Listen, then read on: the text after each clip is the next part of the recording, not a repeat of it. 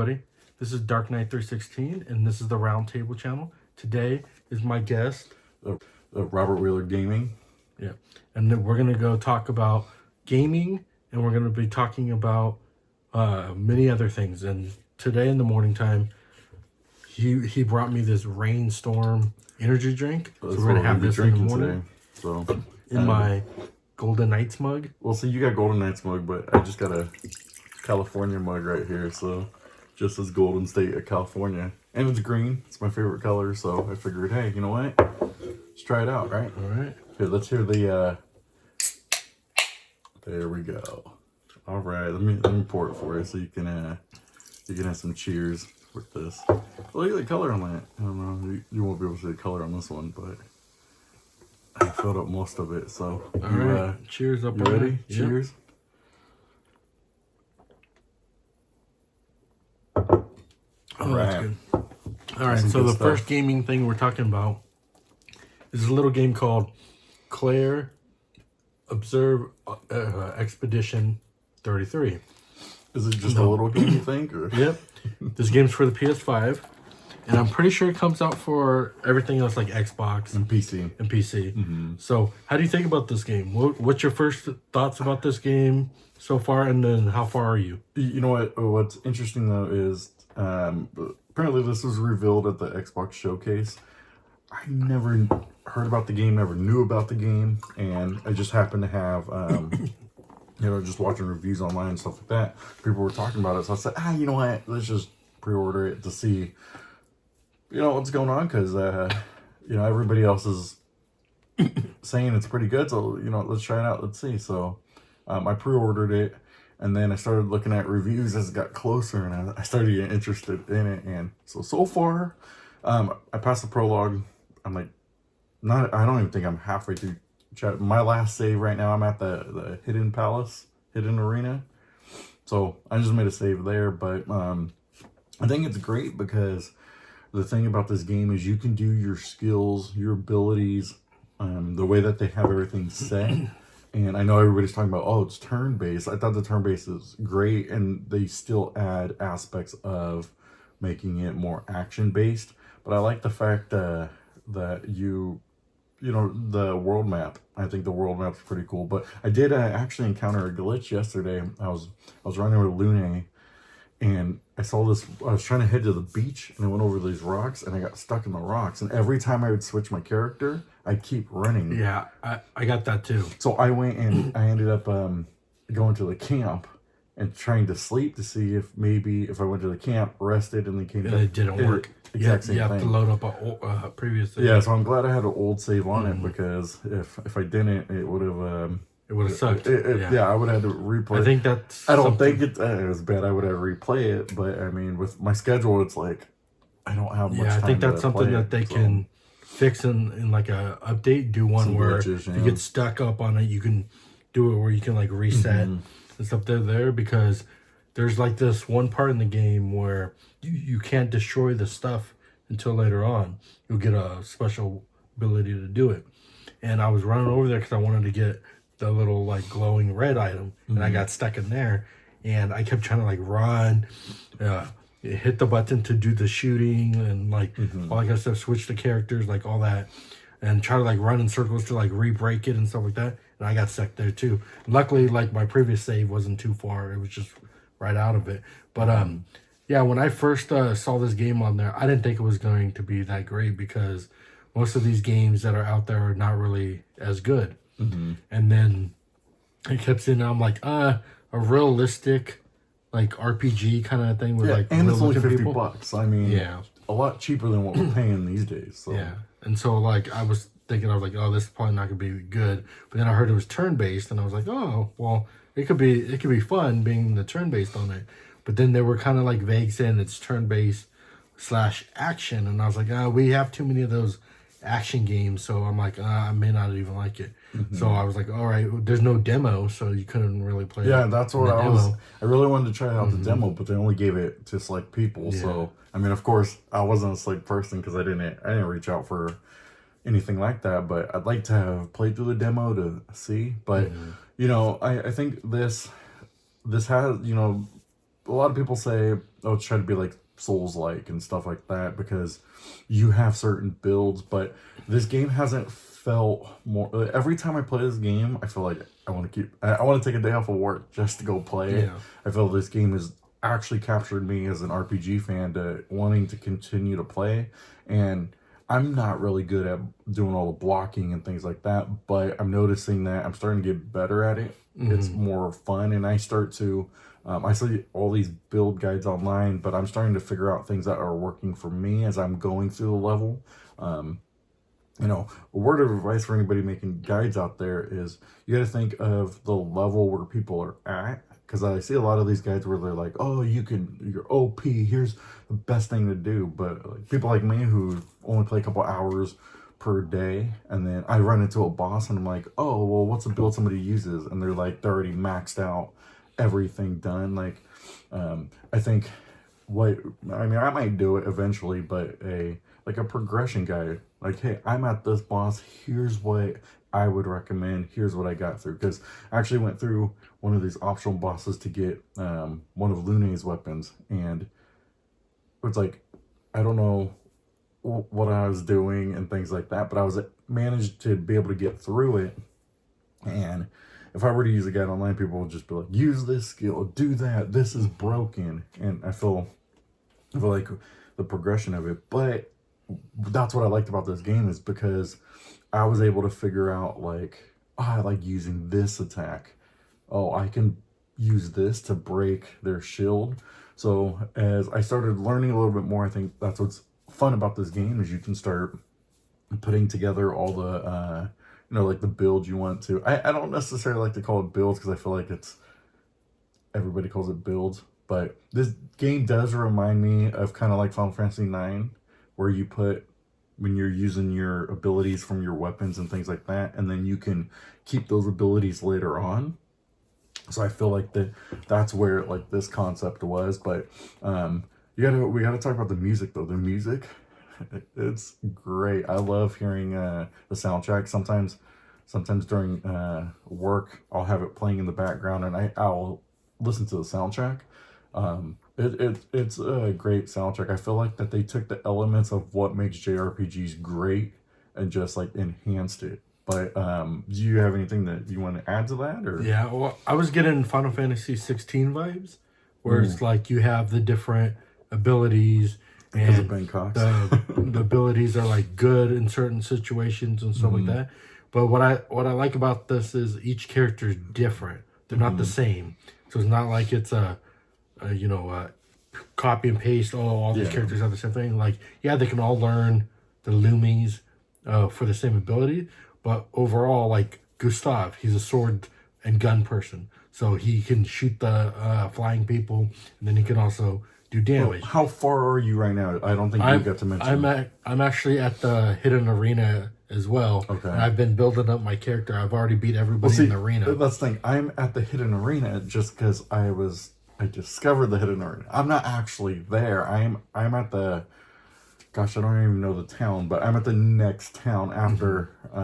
So I'm supposed to be going eventually. I was just running around building up, and then I found hidden arena, and I saved it and turned it off. So story wise, I'm supposed to go to the Gastov village and get my next character. Okay, but I haven't done that. So you still have just the 3 characters. I still have the 3 characters. So out of the 3, who are your favorite? Who would you say I had to rank it, I'd probably put Gustav up there first. He's number 1 because I like his play style. Then I would probably put her name's like Mael.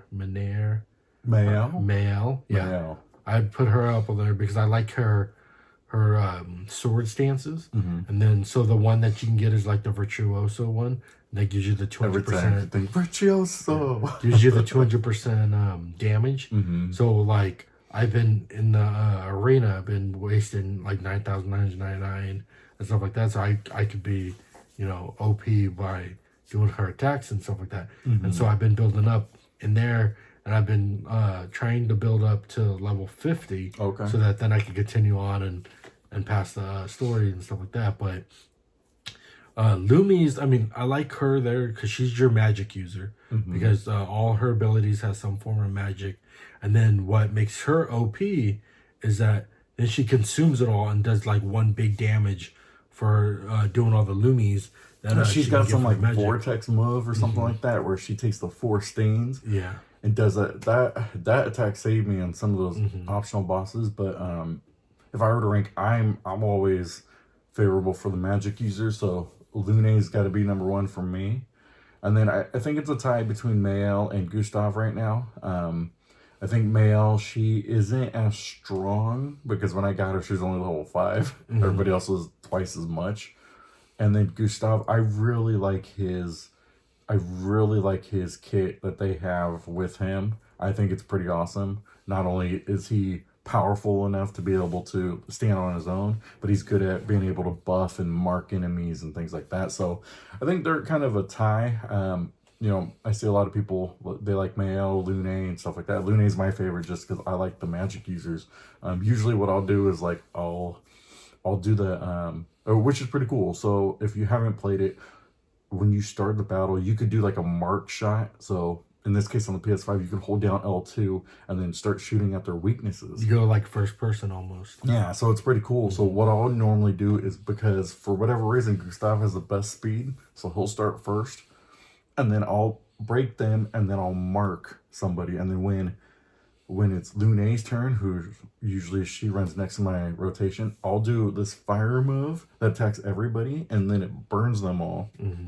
So by the time Mael is there, I can change it to a Virtuoso stance, do that attack, and then they burn, and then they all die. So it's like, that's kind of you start to think of different things you like to run through like that each time. So as I'm building up, that's basically all I'm doing. So right now I think I'm like level 14 or something. I'm still early on. This game's going to take me probably like 3-4 months to platinum, just because just the way how busy I am for my schedule. But I feel like, hey, put in 3 or 4 months for this game, because it's going to be one of those that once this game's over and it's this good, what else am I going to start playing? But I've been hearing a lot of comparisons with Final Fantasy on this, and I wanted to get your thoughts. Do you think that, like, oh, this is going to bankrupt Square Enix, or Square Enix is dumb for not following this? Or do you think now, like, Expedition 33 has now set the benchmark, and everybody's going to start copying this benchmark to try to make their JRPG like this game now? What are your thoughts? What do you think? I think Square Enix will copy this, because Square Enix has been copying everything. So it's like with Final Fantasy 16, it's action game, and a lot of the old school people want turn-based because they're like, oh, turn-based is making it. So you see that all the old collection games like Lunar, Suikoden, like Tales, they're all turn-based. Yeah. And they sell a lot up on but you got to think of it this way, though. For you and I, who grew up playing turn-based, that's a style we like. But people today who are, if you're trying to get a Final Fantasy fan and you're used to Dark Souls and Elden Ring and things like that, you're gonna want something that's similar. So that's why I can see why Final Fantasy 16 went in that direction. Yeah, I can see that too. Anybody who's played Final Fantasy 16, awesome. It was a great game, and I think good story too. A really good story, good music. I think what turns off is that divide of people like our age who grew up playing this go, oh, I want turn-based. Well, yeah, you know what? Sometimes you get a turn-based, but the turn-based isn't good. Like, can you imagine Expedition 33? It's just a turn-based regular one. Like, I was thinking about the turn-based, and this turn-based, they even have mechanics like what you're used to with the Dark Souls, because it's like you got a shield, you got to break the shield. But my original attack, maybe I'll attack 3 times, and I'm only doing like 20, 25, 30. Oh, and then I break the shield, and then I can do the damage. A lot of those Dark Souls games had it where it's like, oh, you got to break their shield before you can waste the most amount of damage. So they still kind of took that concept and rolled with it by using kind of JRPG elements. So I think Expedition 33 took it all, but yeah, because they also copied from Lost Odyssey too. Because Lost Odyssey had like a ring system where you could get, when you get it within a certain part of the ring, you get a perfect. And they do it the same way like this. Yeah. Up on there, so you can waste more damage. As well, they do it for the attack. as well. And so I think with this game here, since it's a balance between turn-based and action, because you have to do manual dodges and stuff like that, so that makes it kind of like action-y type up on there. I think that could be a balance.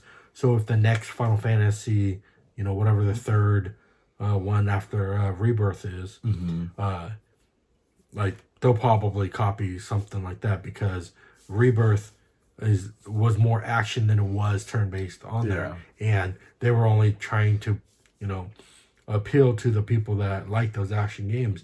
But for like me, like I liked Final Fantasy VII. I didn't really like too much of the action-y style. I didn't mind that. I thought it was a different like battle style and things like that. I thought it gave good fresh life to the series. I thought it was interesting. To me though, I felt the story more lacked in this new remake than the battle mechanics. Because for me, I could adapt to the battle mechanics much quicker, but having kind of the story not really, like, if we want to talk about Final Fantasy real quick, in Rebirth, you think Yuffie should have stole all your materia, but you didn't have it. So like you didn't adapt to things like that, which would have made more sense to why you had the Buster Sword to start out with. That never makes any sense. But up on there, they should make a reason why you're starting back to level 1. They should have done all that. But and I want to go back to talking about the original turn-based, because you got to think, even playing the original Final Fantasy VII, you think right when you jumped out of that, or he came out of the subway when you saw him at the very beginning, he just attacks, and you have a regular. So like a true turn-based, it was attack. Oh, I can use this summon, use this fire, or I'm even thinking of you can even think of something like Grandia, for instance. That's a little bit not like true turn-based, but still turn-based. But it wasn't like you had to break the enemy shield and then go and do this. So when people are saying like Expedition 33 is back to the turn-based, it's turn-based in a sense that you start with your character, you could choose what you want, and you're waiting in like your turn. It has Final Fantasy X vibes in that turn, but it doesn't have. It's not like a true turn-based in a sense, because you're still breaking the shield. Oh, I have to do certain things. I have to mark the enemy in order to do this ability. Oh, I have to. Excuse me. It's not like a true turn-based where it's like, I go back to Final Fantasy VII. Oh, I can just attack or use this magic or use this summon, and I waste a certain amount based off of those preset things. So I still think the era, it's not like they're still going to take these elements that we're familiar with and be able to expand it. But I do think though Expedition 33 could set a turn-based level that new players who now like this and expect a turn-based can now go to. If Final Fantasy 17, for instance, were to copy this, then they could be like, oh, this reminds me of Expedition 33. So I think it sets that benchmark. Yeah, and the reason why most people say that this is like a Souls type game is because you have weapon levels. So like you may get like your first weapon, and then later on in the game that weapon goes up to level 5, and then that's way more than the weapon that you already have up on the. So and then there's different grades of the weapon. So there could be a purple weapon, there could be a red weapon, there could be the different ones there, and they waste different amounts. Now, do you know how that weapon system works? 'Cause I was in battle, and mine went from Gustav had a weapon that I don't even think I had equipped, but it went from level 3 to level 6 after I beat some enemy on the world map. I think it goes. They don't really explain it, but I think it goes based off of how many battles you fight up on there, and then so depending on like if you have a similar weapon, then it levels up the other weapons up on there, or you just may like the bosses will just drop weapons and stuff like that. Like they don't really explain it up on there, but like I like to go with the story on this one is like I've never even heard. Because this takes place like on like a French, like the European type market. So it's like I've never even heard of the story or there. So it's kind of interesting to try to try to figure out what this game's about. So Expedition 33. And try to figure out like how's it gonna end? What's it gonna be like? I have an idea of what I think it's gonna be, how it's gonna end and stuff. But I'm curious to like want to play it and keep turn-based doing combat it. system. Do you remember when you were a kid, you'd grab the game and like look at the front and be like, oh, this game looks pretty cool, and then you turn around and read the back and determine if you wanted to buy the game. Mm-hmm. But I wanted to kind of show off the copy. There was actually another one. So what do you think about in this game level progression? Do you think it encourages you to, because like a true JRPG, you could power level like at the very beginning. Do you feel like this game encourages you to be able to level up? Or do you think it's more of kind of like a progression where you can only cap out at a certain area and then progress the story, cap out at another certain area, progress the story? You could potentially power grind, but I think that they cap it so that you can only get to a certain level, because at the very beginning, you can only get to a certain level before the XP is not really worth you spending your time there. So then when you go to the new area, then you'll get more XP and you can start grinding like that. Like right now I'm at 38 with all the characters, and I'm at the arena that I said, the hidden arena. And it's starting to do where I have to do now 4 or 5 battles with that one character solo to gain a level. Mm-hmm. Whereas before it was just, I did 1 battle and I gained like 3 levels. But so now it's starting to slowly where it's like, okay, you're too OP'd here. Now you're going to have to go to the next section up on it. Yeah. And so, I mean, for me, playing RPGs, I always try power grinding at the very beginning of the thing, because I just want to steamroll the rest of the game. I try a little bit, but like this game, like I said, like you can't really do that as much. Mm-hmm. You can only do it to a certain extent, and then you have to go and change it up on there. Do you think in this game too, difficulty wise? Now I'm playing on story because if I don't play on story, I'm never finishing this game. But do you think that like now do you say that there's a preference, like play on whatever, or you're not a true JRPG fan because you're not playing on the most difficulty? Do you think that games like JRPGs today, we're looking at this game, encourages you kind of just play on story mode to get through the game versus actually providing a challenge for you to be able to?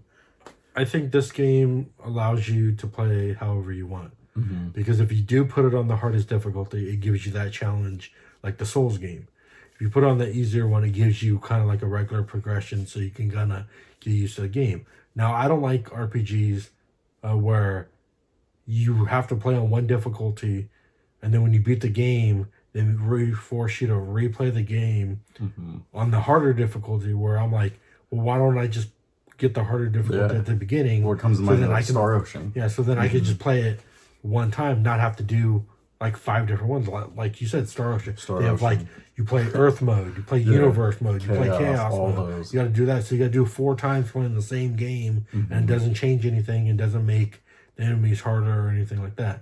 So, and same with like Final Fantasy Rebirth and Remake, that you have to beat the game regular and then they unlock hard, and now you got to play it on hard. And I don't think that they should do that. I think they should do more like how 16 did it, where there was a reason why you play it on Final Fantasy mode, because your weapons continue to go up, your level continues to go up, so it makes it where, okay, now I can grind. It makes more sense that way. But where it's just exactly the same thing, just they spike up the difficulty just because they want to do that, I don't think that they should do that. That's what I think they should do for games. If they want you to replay value of New Game Plus, because even in this game, I might not play it on New Game Plus again unless I got to get some trophies I missed. But for me, it's like, what would warrant me of playing your game again? Now, yeah, it's a good game, but now I'm like, I beat it, I experienced it. I want to move on to something else and try another RPG that's currently sitting in my collection. But I know, we've been talking about this for a while. If we wrapped it up and we were to say, if price point, do you think this game is good? If you were to rate this game for anybody watching who were they might not be an RPG fan, but they want to try out the hype of this game, kind of what would you rate it at? And then like your final thoughts on it. For the amount of hours that I played it, and for like the price point is what games should be at right now. It should be the $50 one. I don't think it would be worth like the $70-$80 price point up on there, to be honest, because it is a new RPG, so it should be at a lower price point to try to get people in to try to play your game. Because if it was like $70, I wouldn't be playing it. I wouldn't even care. I'd be like, wait, that's too much expensive. Wait till there's too expensive. And I would be like, oh, Final Fantasy, I'd get Final Fantasy because I know that game, so I know what to expect. Where this one is, if it was $80, I'd be like, no, I'm gonna wait till it goes to a bargain bin before I go and try it out. Despite what anybody says, like, oh, this is an awesome game or whatever there.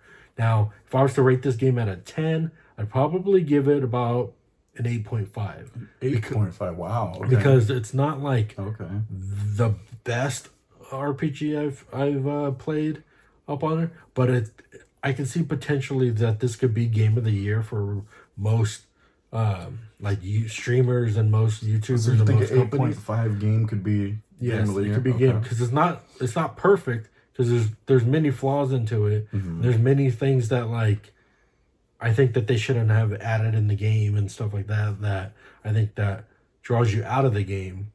But overall, like, it's a good game. It's better than a lot of the RPGs that are out right now and a lot of the other games that are out right now. So I'd pretty much give it an 8.5.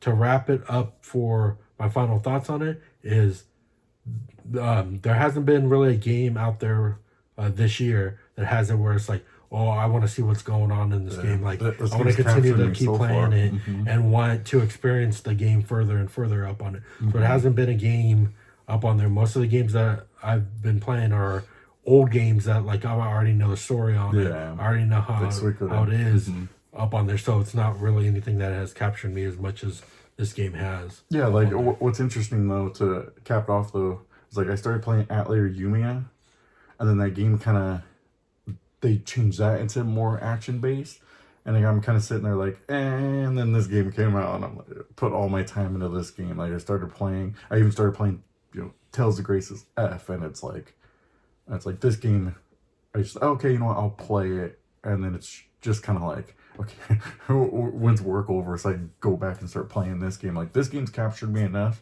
I don't think it's an 8.5. I actually would say it's in like a 9.3. I would rate it, and only reason why I would rate that is, one, because I've encountered glitches, so of course I wouldn't say it's perfect then, but two, I think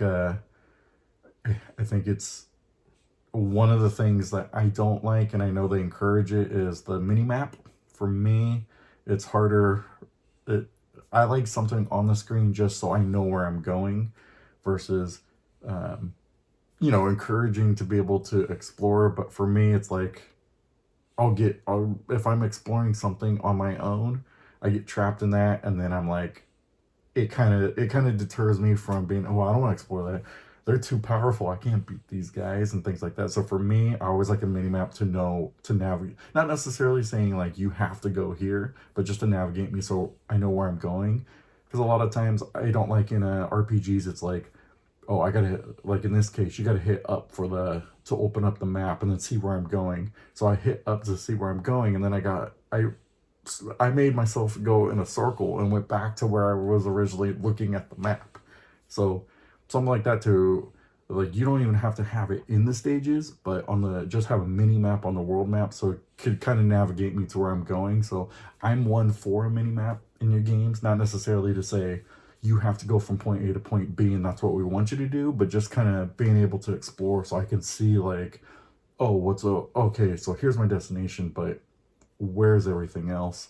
I'll check it out later, and then I know, okay, don't go over here. Like, to be able to guide me without having to stop every 2 seconds to hit a map to go, oh, where am I going? Because for me, I go around in circles and can't figure out where I'm going. So I think that's the only thing. I like the mini maps. I know people discourage against the mini maps and say, well, this encourages you to explore. But for me, as I'm getting older, I'm like, yeah, that's the one thing I don't know. I didn't like also is it was like, you're exploring this one part there, but then you forget, like, oh, where's the right way that I have to go? And then you're spending like 10, 15 minutes just going around in circles like, oh, have I been here before? There's not a thing that tells you like, this is where you have to go. And it doesn't even have to tell you like, like how some of the games are. It's like, oh, here's a collectible on your map. Like, just give me something that I can either toggle on or off that is just in the corner, so I just know where I'm going. So I can say, oh, this is the town, but then let me go around.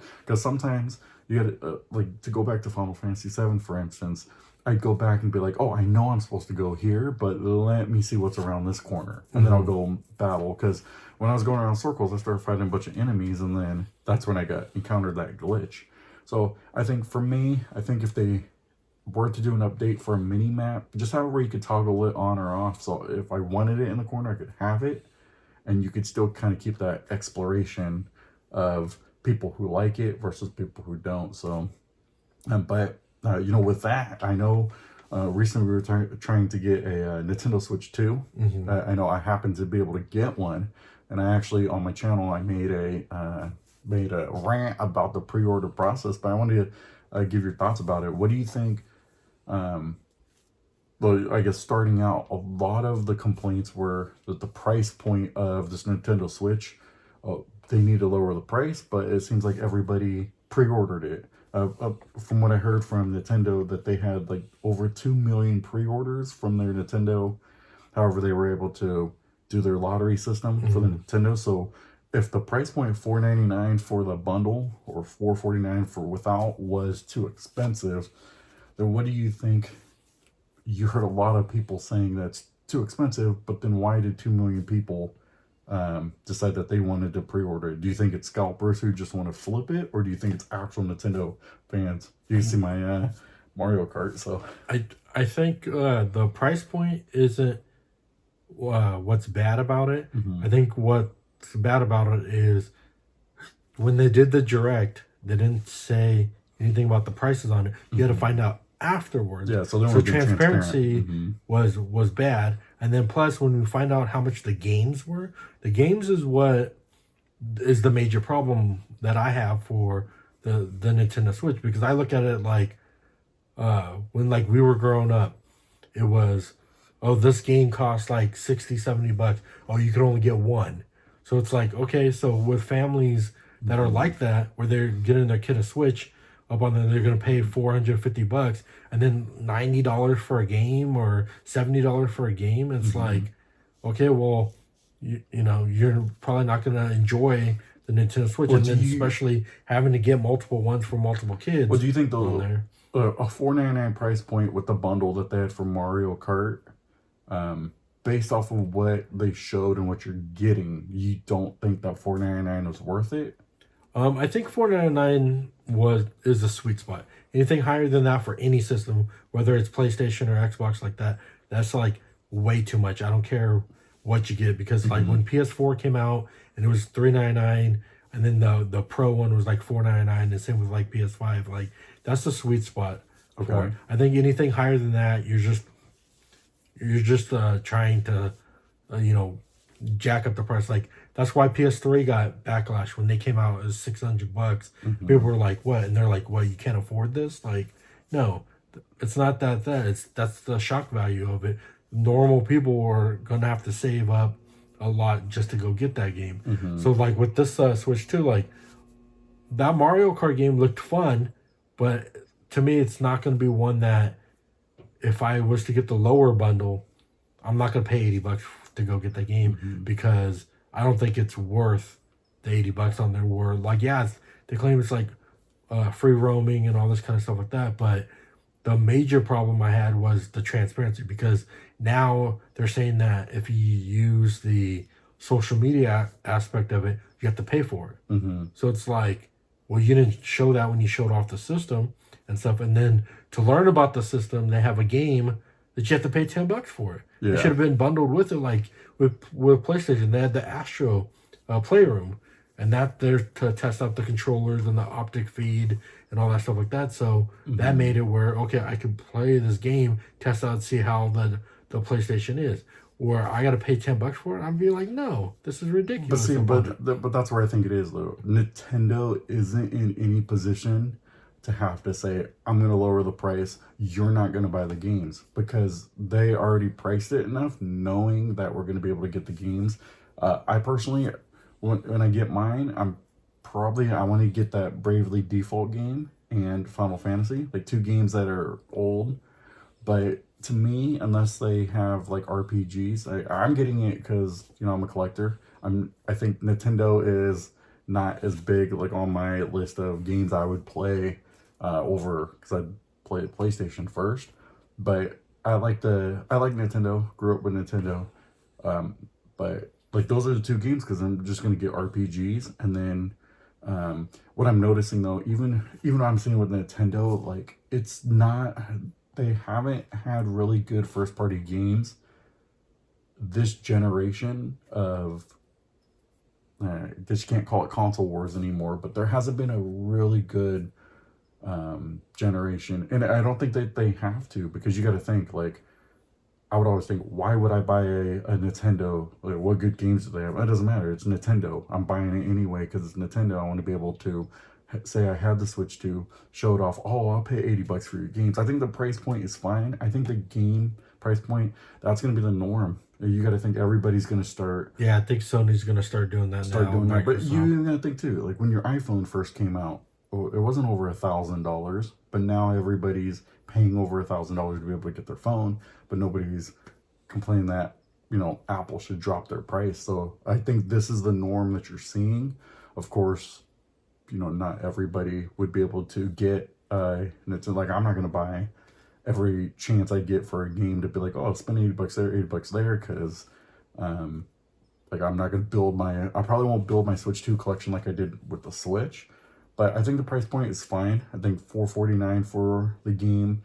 But I think it's $499 for the game. Well, $449 was without. $449 without the game. $499. I think though what they're more pushing towards is more subscription based, more digital, and I think that's why you're seeing a higher price point. Because you know, you think about it, even with the PlayStation, like I could go and buy their subscription, pay an extra $150, $200 for a year, and play through their catalog of games that I could download. So they're pushing more, because everybody's talking about, oh, physical games for $80. Yeah, but I can buy your subscription and play a bunch of old games on your system instead of just playing Fortnite and Call of Duty. I can just go and experience all these other games that I'd spend an extra $200, but it's like I'm buying 4 or 5 games per year, using that subscription to play other games that I may be able to add for their catalog. So I think that's kind of like, as you said, the sweet spot for the price point. But I think Nintendo is fine. I think they'll take this backlash, but once the system comes out in June, I think everybody's just gonna, you're gonna hear everybody talking about it. Everybody's gonna be like, Nintendo this, oh, this is awesome. I do think though, the one thing, I think the camera looks terrible. Yeah, it's one of those. Mm-hmm. I thought, what's the point of me getting an accessory for a camera to add to this just to be able to say, like, oh, you could see me? Like, how come everybody else can do it right with the cameras? But I mean, but then again, Nintendo did it right with the Switch, so you never know. But I thought that, you know, the pre-order process, I thought was terrible. It was horrible. It was. Being able to, like, I would go on an app, I'd have Walmart, Best Buy, and Target open to be able to try to get one, and it's like every place crashed. And so I'm like, then why are you having me pre-order, sit in a queue, things like that? And then I went after I was able to get one. I looked up the next morning, I looked up at the prices on eBay, and people were trying to sell them for $2,000. Mm-hmm. And that's where I think eBay should say, you know what, you can't sell yours until day one. Yeah. Because I feel like people who actually wanted the console can't get a console because you're greedy enough that you want to flip it for 3 times more. Mm-hmm. And somebody who, as a collector, who is a gamer, like that just ruffles my feathers. Yeah, or somebody who got 2. Yeah. Who bought 2 of them. Like, one, I'm like, why do you need 2? Mm-hmm. You're just going to go, sell them. I think if you got 2 to keep, like, I would, if I could get a second one, I would, but my second one would either be one to give to you, so we can play if we want a multiplayer, or 2, I'd give it brand new as a collector. And just keep it brand new. I have my original brand new one first and keep it in my collection. Yeah. But I wouldn't flip it. But most of the people who are buying multiple ones are just going to sell it. They're just going to flip it. They're going to sell it for like twice as much. I saw one person say that they had 5 of them. So how did you get 5 of them? How'd they get 5 and you're going to flip it? Yeah. I think that's what's messed up. I even saw it with the PS5. Mm-hmm. I didn't see it much with Xbox, but I think that's what I think just the greed of people today of being able to say like, oh, well, I'm going to flip it because I know you want it because you can't get it, but I have 5 of them, so you're going to buy it from me. I think eBay needs to do something to where they say like, okay, if you want to sell yours, you can sell yours the day it comes out. And I think that would kind of cap off the market, because there are going to be people who are going to say, okay, well, if you had 5 of them and you're waiting to sell them, now let's take a look to see what the reviews look like. Actual people who are going to unbox them on YouTube and things like that. And let me see what the gameplay looks like. And they'll have their second thoughts of saying, I would spend $2,000. One I saw was like $2,000. Like, oh, I'll spend the $2,000 to go get this console that I may only play a couple games on. So I think if you were to really truly wanted one, you couldn't get one in June. I think just wait till it gets closer to Christmas. Yeah, because they're gonna restock it by they'll restock. Do not buy those. And you know, I feel bad for anybody who is actually bidding on those and really wants one. Even if you're paying $600-700, I don't think you should do it. And I know people say, "Well, it's my money. I can go and do it." And you know, you're just encouraging more of these scalpers who actually they don't even like to play games. Who are just, you know, they say, "Oh, it's my business." Yeah, you're in the business of greed of being able to say, "Hey, you know what? I'm going to take this away from actual people who want it." So I know that, you know, people would wait in line to go and get this. Like back in those days, we'd wait in line.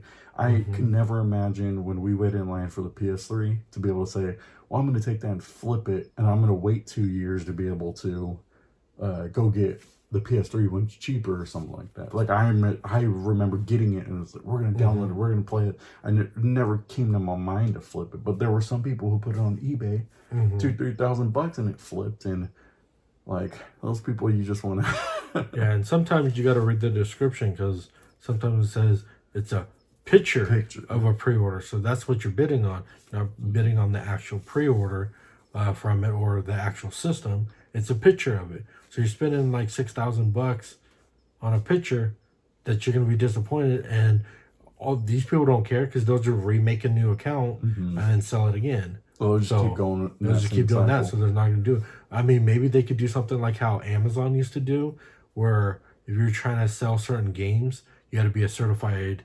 reseller in order to do it. So maybe like they should do that for eBay, where something it's like that, yeah. If you resell, you have to be a certified one that's like has so much positivity or positive reviews and ratings and stuff like that, and then you're allowed to put it up to go and sell it up on there, and then not just rando people can put it up there and go do it, because that ruins the market, that floods the market too. So it makes it where, you know, most. And I think they should have done like do kind of like a second batch at retailers, because I think Nintendo is doing something where like how many login hours. I think if you truly wanted to, you should be able to do pre-orders for people who actually played your system so much, and then kind of trickle out the people who are just, because you got to think like if I'm a scalper, I probably never even played the Nintendo Switch. I just know that it's popular, so I'm just trying to get one. So I probably have like 2 hours put into there, versus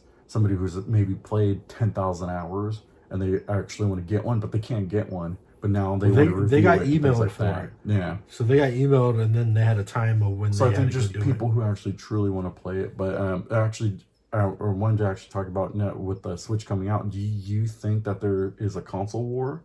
Do you think PlayStation, Xbox? Do you think Xbox is now going to, do you think they have a system in line that's actually going to come out and say this is going to be better than Switch, better than PS5, or do you think Xbox is now going to delegate to like the Sega mode? Because you're seeing that Xbox is putting their games on every market now, and do you think that Xbox kind of given up and said, we're done, we don't sell consoles anymore, we're just selling subscriptions in our games? Well, I think rumors has it that the next consoles is like PlayStation is going to have a handheld and a console, and same with Microsoft, they're going to have a handheld and a console. So I think that they're going to try to do where they try to take money from the Switch by bringing out, oh, this is a handheld, this can do this many games, and this can do all that kind of stuff like that. Oh, it's way better than the Switch, it has, you know, same horsepower as it, and CPU and all that kind of stuff like that. And then have their powerhouse system where what they're known for like PlayStation and all that. And with like Xbox, they're not just competing against Switch, they're also competing against Steam and all those other ones, like, because the Steam has the Steam Deck. So the next Microsoft handheld is going to be kind of like the Steam Deck, where you can download all your PC games, all your Xbox games like that. So they're going to try to compete in that way, where Nintendo can't compete against that market. But that's the thing, though, is I think this console generation, there hasn't been any good games. There hasn't been any games where I would say I'm buying an Xbox because of this game. Back in the day when it was a PS3, Xbox 360, you would have that. You have this. I want to buy the Halos and only play Halo on Xbox.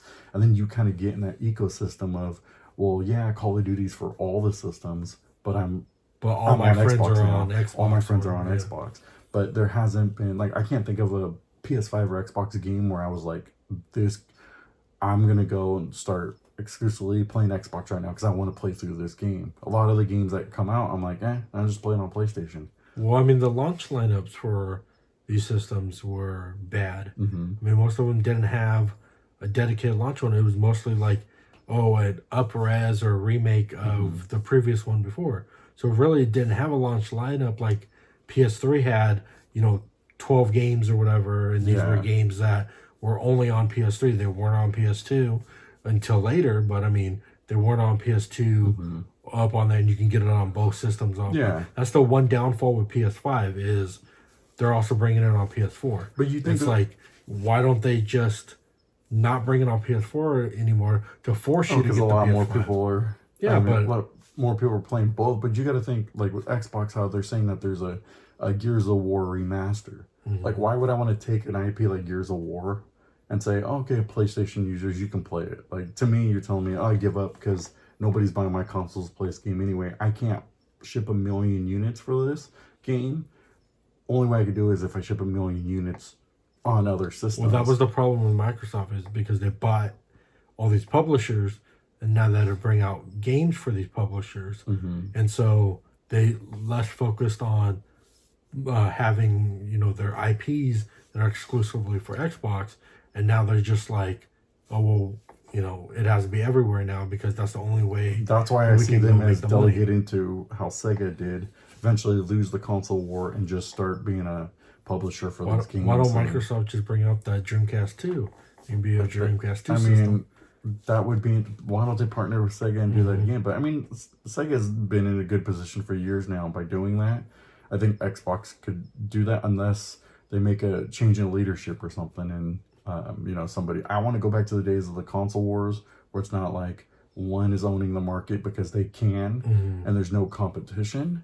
Whereas if with the 360, it was like competition, all these good JRPGs on there that aren't on the PS3, and PS3 struggling because of the way that they made their system. And so having that war was like, I'm going to play Halo. You can't play Halo. And having competition brings down prices.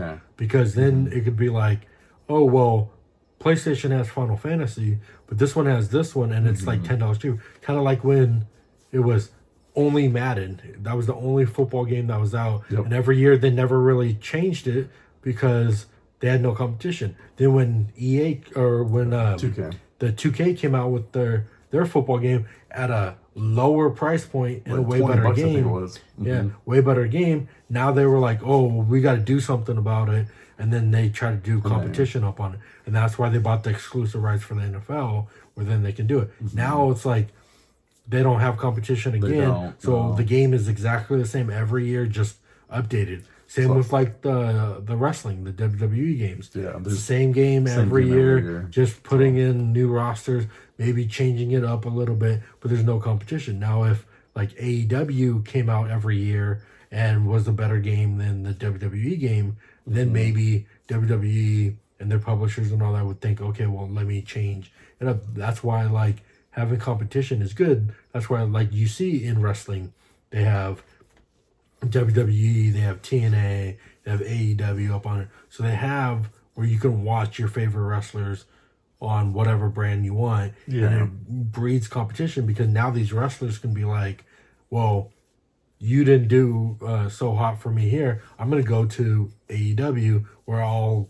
become popular. Or I'll go to TNA where I could go, become popular. So you have competition for not only the people involved, but competition general for the fans that like wrestling or whatever like that. They can go and see everything up on it. So, well, I think also, I think we're in a weird time in gaming. I think it will price us out who are older, who enjoy gaming, and go for a little more younger generation. But I would say final thoughts on anything that we talked about today. What are your final thoughts?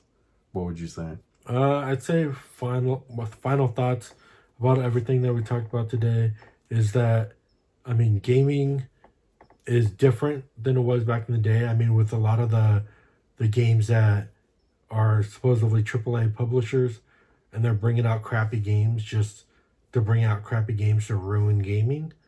And I think that, like with this Expedition 33 game, like that was a surprise hit. It didn't have to have a AAA game. Like they only have like 30 people that made this game. They didn't have like 2,000 people or whatever to make a game just up on make there. One so game that this game here is sold over 1 million copies within, I think they said like a week or something like that, or in a few days or something like that.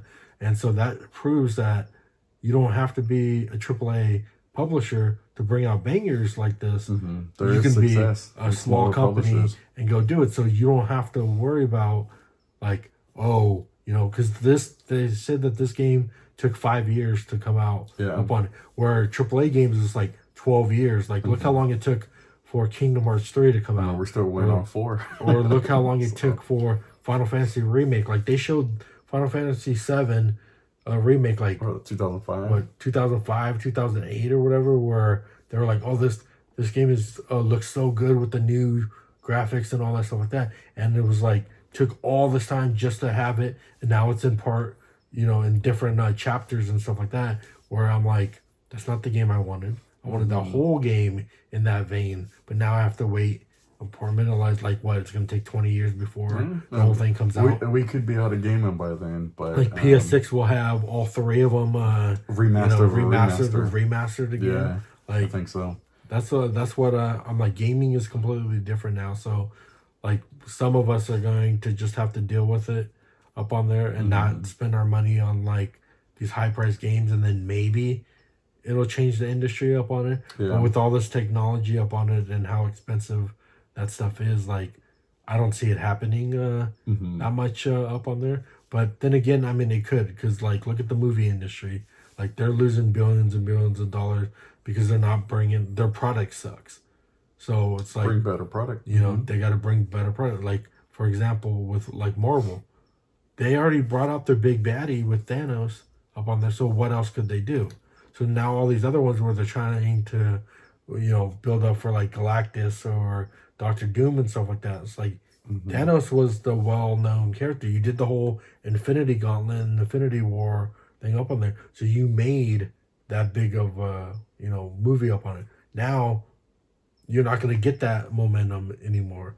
Now all this stuff like not going to be good and stuff like that. And then plus if you can't write the stories to make it good and you change everything up on it, like you're gonna lose again. They need to get back into doing what the fans want, and then you bring out bangers again. I think my final thoughts though is this: if you haven't got it for whatever reason, get Expedition 33. It's a great game.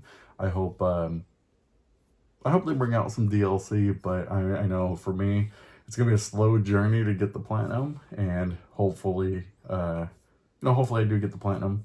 It's a fun game, so hopefully tell you my thoughts as I progress and get through this platinum, through my journey of going through the platinum. So I think Expedition 33 is going to be a phenomenal game. I think it's going to be something that everybody should get eventually. So, closed out.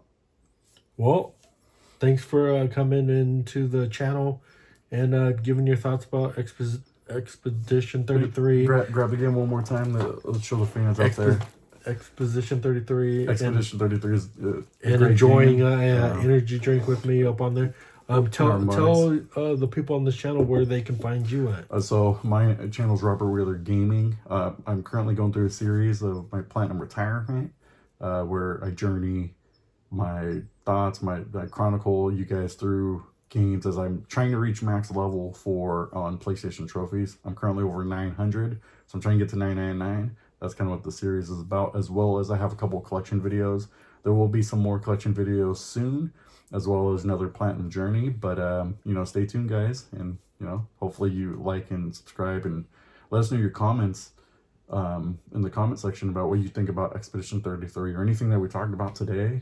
Just let us know your thoughts, and, you know what, like and subscribe, follow us, and let us know what's going on. Yep, and I'm Drkknight316, so go ahead and follow me, like and subscribe to my channel as well. I'm going to try to bring more of this kind of roundtable experience to the fans and everybody else who likes my channel up on there. So, nice knowing you, and thanks there. And always keep gaming. Keep gaming, guys. Keep gaming. Thank you. Thank you.